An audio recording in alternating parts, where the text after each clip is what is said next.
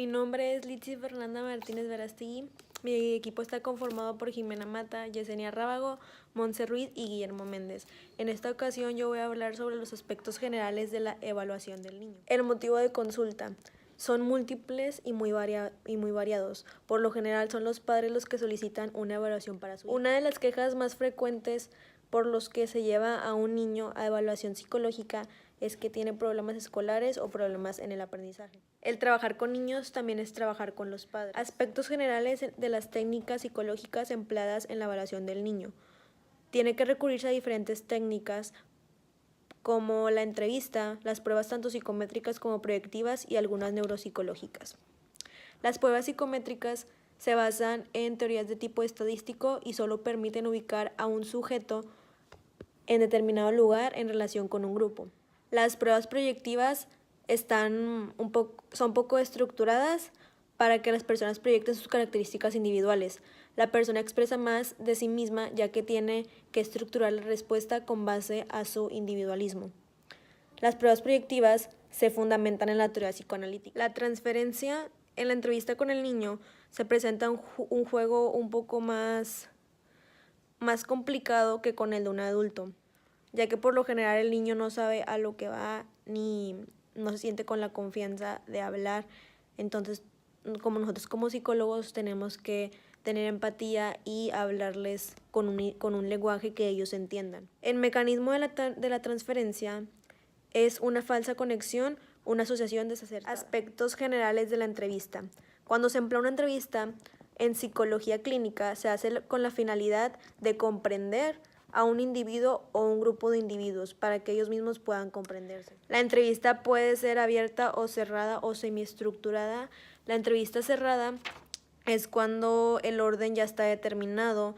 La entrevista abierta es cuando no se tiene ningún orden y el entrevistado se puede explayar. Y la entrevista semiestructurada es cuando hay un orden, pero no necesariamente se tiene que seguir. La entrevista abierta conduce a una investigación más amplia y profunda del entrevistado. Desde la primera entrevista se deben de establecer unas normas para las sesiones. Por ejemplo, explicarle a los padres que está el secreto de confidencialidad, el cual no se debe romper y que lo que se haga en sesión no se les va a decir, a menos de que la vida del niño corra peligro. Desde la primera entrevista se deben de tomar en cuenta los aspectos no verbales, las expresiones, el tono de voz, la vestimenta y la apariencia en general. Uso de otras técnicas de la entrevista. Es muy común que en la evaluación del niño el psicólogo recurra a la historia clínica, sin embargo es necesario señalar que el resultado obtenido a través de este se refiere al establecimiento de un diagnóstico neurológico que consiste en analizar los síntomas que presenta el niño y ubicarlos dentro de síndromes especificados con claridad en las clasificaciones psiquiátricas como es el DSM-5. Los criterios específicos se han clasificado y están consolidados para ser congruentes con la práctica clínica y además de proporcionar evaluaciones dimensionales para la investigación y la validación de los resultados clínicos. El diagnóstico en estos casos debe encaminarse a determinar un tipo específico de perturbación de acuerdo a los cuadros neurológicos establecidos en niños y adolescentes, como por ejemplo trastornos del desarrollo neurológico, trastornos neurocognitivos, trastornos depresivos, entre otros. Esto a veces resulta difícil debido a que casi nunca se encuentran entidades nosológicas absolutas como se describen en los manuales, por lo que más bien se pretende que este resumen de síndromes característicos apunten hacia un trastorno subyacente, con una historia de desarrollo característica, factores de riesgo biológicos y ambientales, así como correlaciones clínicas. Por otro lado, aun cuando sea posible ubicar los síntomas, en un determinado padecimiento es indispensable tener en cuenta la psicodinamia. En cada caso, por ejemplo, dos niños pueden diagnosticarse como epilépticos y tener características diferentes por las situaciones que cada uno haya vivido. Otra técnica a la que se puede recurrirse es al uso de la lista de verificación o checklist acerca de aspectos del comportamiento. Esta es una herramienta muy útil que ayuda a sistematizar la información, sobre todo en casos especiales. También están las desarrolladas por Dean en 1986, que se emplean en la evaluación del estrés postraumático. Estas listas incluyen conductas con los compañeros, en el salón de clases, en relación con la limpieza, hábitos de alimentación y con los padres. Aunque estas listas de verificación son de gran utilidad, sobre todo en la investigación, deben utilizarse junto con otras técnicas para tener una mejor comprensión de cada caso. El uso de las listas de verificación sin una preparación previa y sin complemento de otros instrumentos puede llevar a usos inadecuados que en lugar de ayudar a los niños los lastimen. Las diversas perspectivas teóricas en psicología clínica proporcionan una guía útil para entrevistar niños, padres, familiares y otras personas, cuya información sobre la problemática del menor resulta relevante. Desde la perspectiva del desarrollo, la información que se busca obtener es sobre los factores genéticos y la interacción del ambiente sobre los factores biológicos que pudieran afectar al desarrollo del niño. La perspectiva del desarrollo normativa se enfoca en evaluar si la conducta del menor es similar a la de otros niños de la misma edad y género. La perspectiva conductual enfatiza en la entrevista que los progenitores ofrezcan ejemplos concretos de problema y se les pide que en lo posible sean muy específicos en señalar los pensamientos, sentimientos y acciones que suceden cuando se presenta dicha conducta. Con una orientación humanista fenomenológica, es importante averiguar la forma en que el niño y los padres se ven a sí mismos y a otras personas de su ambiente.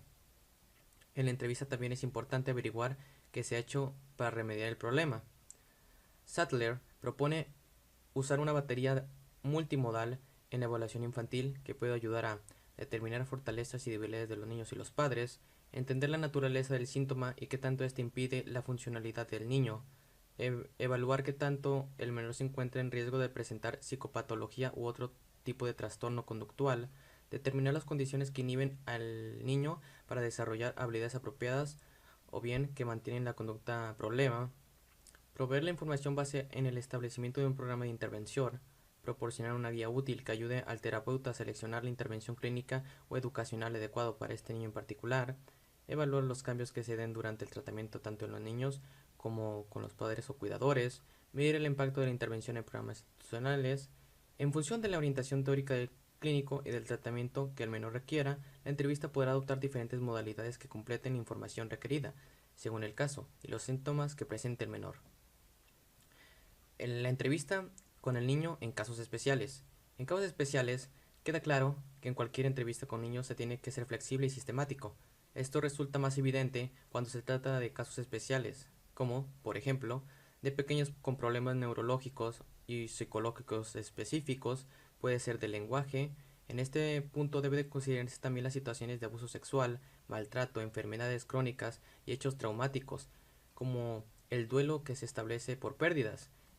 En situaciones como estas, al igual que otras, el menor requiere elaborar el duelo mediante la expresión del suceso, lo que puede lograr por medio del juego, los dibujos y otras técnicas.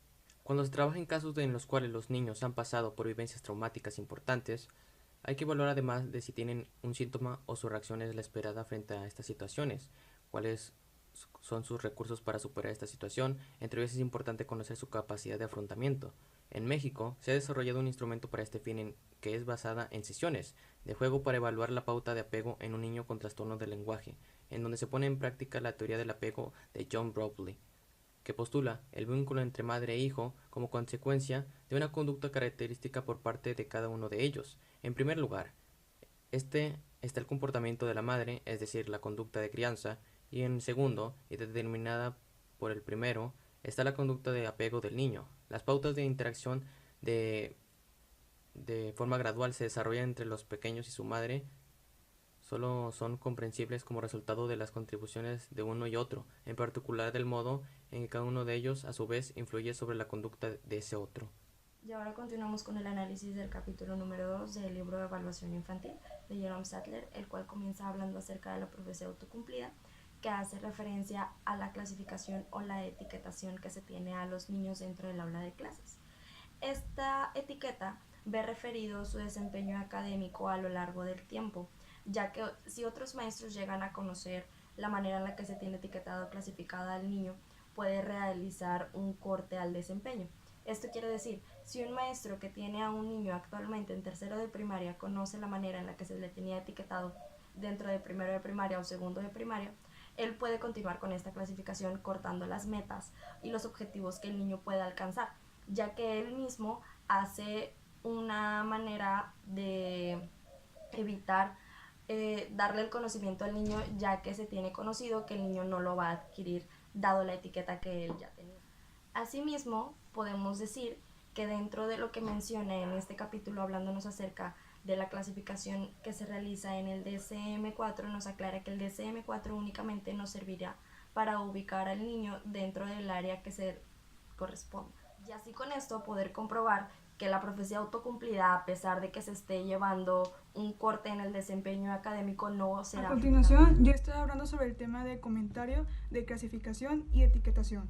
El uso de clasificación y etiquetas proporciona información precisa acerca de los síntomas y discapacidades del niño. Sin embargo, no proporciona información sobre cómo procesa y almacena la información. Por ejemplo, en los niños con diagnóstico de retraso mental, estos difieren en sus motivaciones, en sus estilos de aprendizaje y temperamento. Controversia acerca del uso de las pruebas estandarizadas.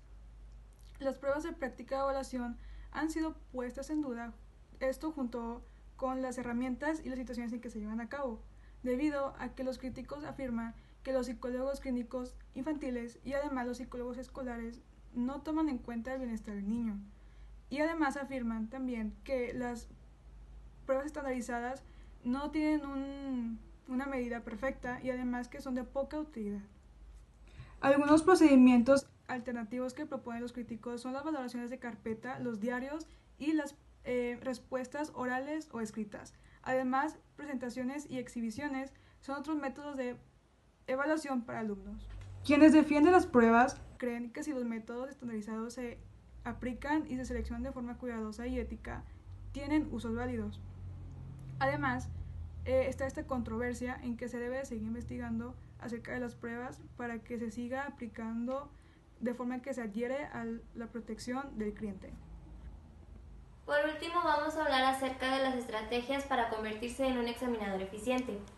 Como punto número 1 tenemos que convertirse en un experto en la aplicación de pruebas, conducción de entrevistas, ejecución de observaciones y realización de interpretaciones.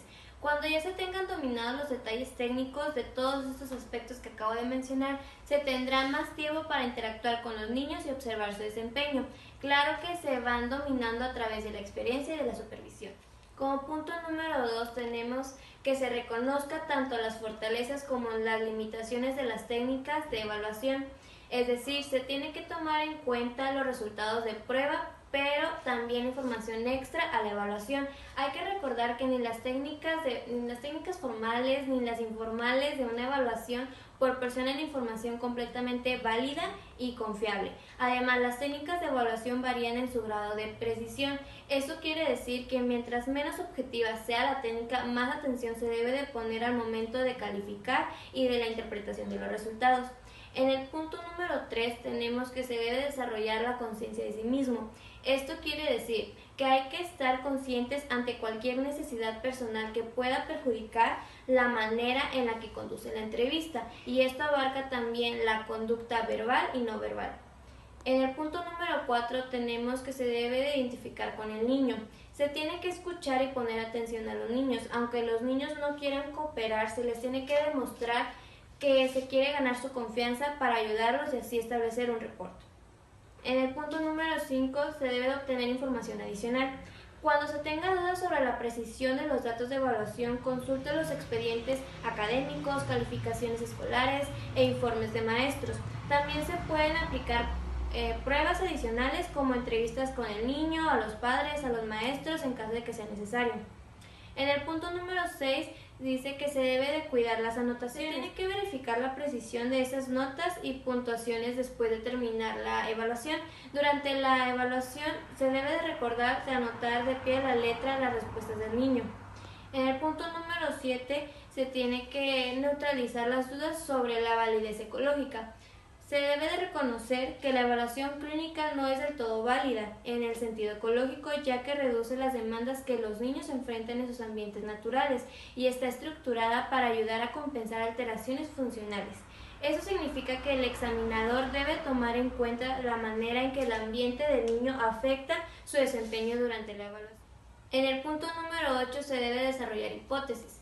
Se tiene que revisar con atención todos los datos de evaluación antes de hacer suposiciones, considerando tanto los datos confirmatorios como los que refutan las hipótesis. También es importante reconocer las limitaciones de su enfoque teórico y estar abierto a explicaciones alternativas. En el punto número 9, se debe de aprender las tendencias del desarrollo. Se tiene que saber el comportamiento que es apropiado e inapropiado en cuestión del desarrollo. Por ejemplo, la conducta que se considera problemática en la adolescencia quizás se puede considerar normal en los niños. Por ejemplo, la enuresis nocturna, las fluctuaciones en atención y la impulsividad. En el punto número 10 se dice que se consulte a sus colegas cuando sea necesario. Puede buscar consejos de sus colegas cuando no esté seguro de los resultados de la evaluación. En el punto número 11 se dice que se debe mantener al tanto de la literatura actual sobre la evaluación y la literatura sobre niños con necesidades especiales, para mantenerse al corriente de los avances en el campo de la evaluación. En el punto número 12 se debe de continuar disponible después de la evaluación para consultar y trabajar con el niño, con sus padres y la fuente de canalización cuando sea necesario.